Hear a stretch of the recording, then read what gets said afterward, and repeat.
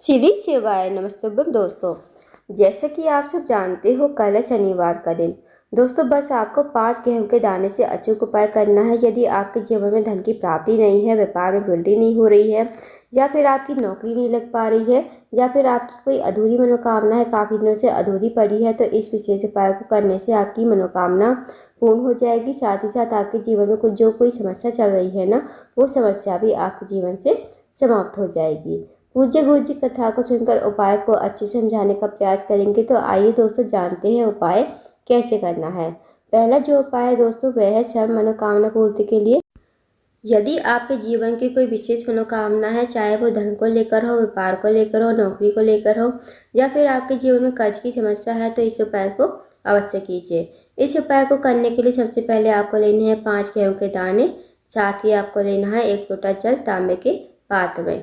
अब दोस्तों, इस उपाय को आप सुबह से लेकर शाम तक कभी भी कर सकते हो। अब आप चले जाइए शिव जी के मंदिर में। शिव जी के मंदिर में जाकर सबसे पहले आपके पास जो 5 गेहूं के दाने हैं ना, उनमें से 4 गेहूं के दाने आपको गणेश जी के स्थान पर समर्पित करने हैं। अब दोस्तों, आप सबको पता होगा कि शिव जी का पूरा परिवार जलाधारी पर विराजमान है। तो गणेश जी का जो स्थान होता है वो जलाधारी के राइट साइड पर होता है। तो वहाँ पर आपको 4 गेहूं के दाने श्री शिवाय नमस्तुभ्यम कहते हुए समर्पित कर देने हैं। अब जो आपके पास 1 गेहूं का दाना बचा है, वो आपको लोटे के जल में ही डाल देना है और थोड़ा सा जल आपको गणेश जी के स्थान पर समर्पित करना है, श्री शिवाय नमस्तुभ्यम कहते हुए। अब जो भी जल बचेगा वो आपको शिवलिंग के ऊपर श्री शिवाय नमस्तुभ्यम कहते हुए धीरे धीरे समर्पित कर देना है। अब दोस्तों, आपको भगवान से प्रार्थना करनी है। जो भी आपकी विशेष मनोकामना है, मनोकामना कहिए। जो भी आपके जीवन में समस्या चल रही है, समस्या कहिए, और आपको भगवान को प्रणाम करके, विनती करके आपको अपने घर पर आ जाना है। दोस्तों, बहुत ही छोटा सा विशेष उपाय है, इस उपाय को अवश्य कीजिएगा। अब जानते हैं अगले उपाय के बारे में। अगला जो उपाय है दोस्तों, वो है कर्ज मुक्ति के लिए। यदि आपने किसी व्यक्ति से पैसा लिया है, आपके ऊपर कर्जा बढ़ गया है और दिन ब दिन आपका कर्जा बढ़ता ही जा रहा है, कम होने का नाम नहीं ले रहा है, तो इस उपाय को अवश्य कीजिए। इस उपाय को करने के लिए सबसे पहले आपको दीपक तैयार करना है। दीपक आपको गोल बाती का घी का दीपक आपको तैयार करना है। और दीपक जो है आप मिट्टी का भी ले सकते हो और आटे का भी ले सकते हो। अगर आप आटे का दीपक तैयार करते हो तो आपको बिना छने हुआ आटा लेना है और उसमें आपको नमक नहीं डालना है, इस बात का विशेष ध्यान रखना। अब दोस्तों, गोल बाती का घी का दीपक आप तैयार कर लीजिए। साथ ही आपको लेनी है 2 लौंग, फूल वाली लौंग होती है ना, वो आपको लेनी है। अब आप इस उपाय को सुबह से लेकर शाम तक कभी भी कर सकते हो। अब आप चले जाइए वट वृक्ष के पेड़ के नीचे, जहाँ भी बरगद का पेड़ हो, वट वृक्ष का पेड़ हो, वहाँ पर आप चले जाइए। और आपको पेड़ के नीचे पहुंचकर सबसे पहले आपको दीपक जो है वटकेश्वर महादेव का नाम लेते हुए आपको प्रज्वलित करना है। आपको नाम याद रखना है दोस्तों, वटकेश्वर महादेव का आपको नाम लेना है और इस दीपक को आपको प्रज्वलित करना है और वहीं पर इस दीपक को रख देना है। और जो आपके पास 2 लौंग है ना, 2 लौंग को आपको वटकेश्वर महादेव का नाम लेते हुए ही भोग स्वरूप वट वृक्ष की पेड़ की जड़ में ही रख देना है। उसके बाद आपको प्रार्थना करनी है। जो भी आपके जीवन में कर्ज की समस्या है, आप अपने अकॉर्डिंग प्रार्थना कर लीजिए। बस आपको ये छोटा सा उपाय करके अपने घर पर आ जाना है। इस उपाय को जो है मंगलवार शनिवार के दिन ही किया जाता है और किसी दिन इस उपाय को नहीं किया जाता। ये वाला जो उपाय है खासकर कर्ज मुक्ति के लिए है। यदि आपके जीवन में कर्ज की समस्या है तो आप इस उपाय को अवश्य कीजिएगा। अब जानते हैं दोस्तों अगले उपाय के बारे में। अगला जो उपाय है वो है रोग मुक्ति के लिए। यदि आपके घर में कोई व्यक्ति काफ़ी दिनों से बीमार पड़ा है, उसकी जो बीमारी है दूर होने का नाम नहीं ले रही है, तो आप इस उपाय को अवश्य कीजिए। इस उपाय को करने के लिए सबसे पहले आपको लेना है 1 लोटा जल, साथ ही आपको लेना है 1 बेलपत्र। अब जो आप बेलपत्र लोगे ना, वो कहीं से कटी पट्टी खंडित नहीं होनी चाहिए। अब आप इस उपाय को सुबह से लेकर शाम तक कभी भी कर सकते हो। अब आप चले जाइए शिव जी के मंदिर में। शिव जी के मंदिर में जाकर सबसे पहले आपको 1 लोटा जल श्री शिवाय नमस्तुभ्यम कहते हुए शिवलिंग के ऊपर धीरे धीरे समर्पित कर देना है।